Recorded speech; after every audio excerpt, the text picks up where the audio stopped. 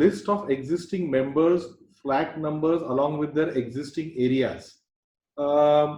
ये एक बहुत ही इंपॉर्टेंट लिस्ट है जो सोसाइटी के पास से सबमिट करनी पड़ती है, ताकि कंसल्टेंट्स जो फिजिबिलिटी रिपोर्ट बनाने जा रहे हैं उन्हें एक्चुअल कितने मेंबर्स है और उनके carpet area as per society records क्या है ये पता चले।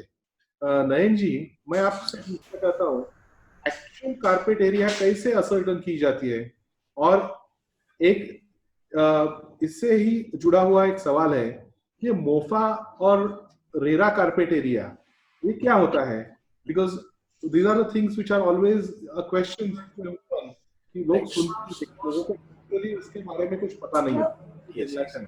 सबसे whenever we go to any society, हम सबसे पहले यही पूछते हैं, हमारा यही सबसे बड़ा सबसे पहला हमारा यही रहता है कि आप जो मेंबर्स हैं, जो सोसाइटी के मेंबर्स हैं, वो अपना एरिया पहले तय करें कोई भी चीज से, और what ever way the best way is कि आपका जो अगर बीएमसी प्लान है तो उसमें फ्लोर प्लान होता है, तो वो फ्लोर प्लान के हिसाब से you have to take your area, carpet area जो भी होगा आपका, वो कारपेट एरिया आपको लेना होगा। तो that is the best solution. आपका बीएमसी प्लान के हिसाब से आप जो जाएंगे तो that will be the ideal वे।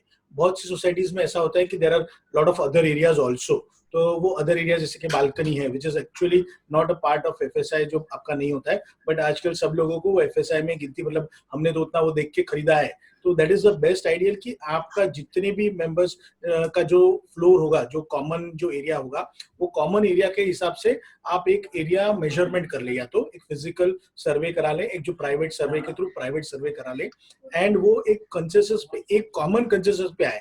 इससे पहले कोई भी फिजिबिलिटी रिपोर्ट बनी नहीं पाएगा, otherwise there will be always ambiguity चलती रहेगी और मेंबर्स के बीच में आपस में कुछ ना कुछ नोकझोंक चालू ही रहेगी।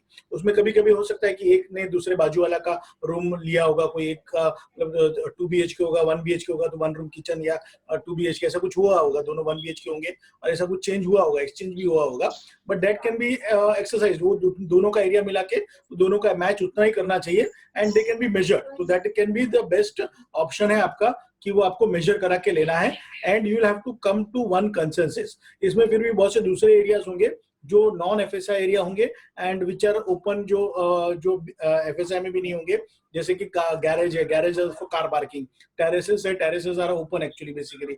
तो ये जो एरियाज है वो देखने पड़ेंगे कि उसमें एग्जैक्टली प्लान पे क्या किया हुआ है। मतलब टेरेस है तो टेरेस एफएसआई में 99% तो नहीं काउंट किया हो जाता है, बट लोगों को लगता है कि नहीं, हमको तो डेवलपर ने दिया है तो वो बरोबर होगा। फिर कोई कोई लोग, बहुत सारे ये भी इश्यूज होते हैं कि डेवलपर ने हमको एरिया लिख के दिया वही फाइनल है, मतलब जो पहले जो उन्होंने बिल्डर से लिया हुआ माल जब भी वो लिया है और उसने कुछ एरिया डाल के दिया है, तो भाई हमारा तो यही है, हमारा तो कारपेट एरिया वही है, और हमारे टाइम पे तो बिल्ट अप एरिया था ही नहीं। And it is I want to clarified here from this platform कि सबका जो बीएमसी जब से हुआ है तब से वो बिल्ट अप एरिया पे ही काम हो रहा है basically. So that is we don't have to, वो मिथ है सबसे बड़ा कि हमारा ये कारपेट एरिया नहीं है। And secondly, coming to your Mofa carpet and RERA carpet, इसमें I have written one article also, and everything, तो उसमें I have also urged to the CM, Chief Minister of Maharashtra also, तभी कि जो भी FSI दिया जाए वो सब चीज बिल्टअप एरिया या हमको अलग अलग एरिया नहीं समझ में आता है, बट नाउ अभी चीज मोफा एरिया रेरा एरिया के ऊपर है।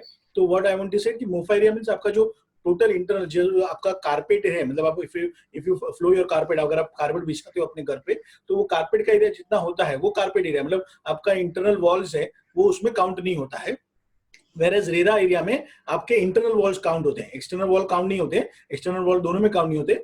बट मोफा एंड रेरा में बेसिकली आपका ये डिफरेंस है कि आपका इंटरनल जो है वॉल है वो काउंट नहीं होते, उसमें बालकनी एरिया भी नहीं आता है। So as per RERA it is RERA area में बालकनी नहीं होता है। मेट भी अभी जो अभी है वो बालकनी हम अगर बनाते हैं, हम प्लान करते हैं, तो that is counted in FSI, but this will not count in RERA. So there are some in future जो एरिया होगा, बट अभी फिलहाल आपको अपना प्योर कारपेट एरिया ही गिनती करना है। रेरा एरिया नया प्लान जब बनेगा उसमें आपका वो डिफाइन किया जाएगा, and your even now permanent order and communication agreement भी है, वो भी रेरा एरिया से किया जाएगा। But there will be 2 areas, that is MOFA carpet area जो आपका एग्जिस्टिंग कारपेट एरिया है, फ्यूचर में भी आपको रीडेवलपमेंट में आपको वो मिलने वाला है, वो आपको डिफाइन करना है। So this is the basically MOFA and RERA carpet area. Okay, thank you Nayan ji. I think lot of members की जो बेसिक फ्रिक्शन रहता है, ये आपने उनको एक नई सोच और नॉट रियली नई सोच, एग्जैक्टली क्लैरिफाई करके बताया कि क्या आपकी सोच होनी चाहिए और क्या नहीं होनी चाहिए,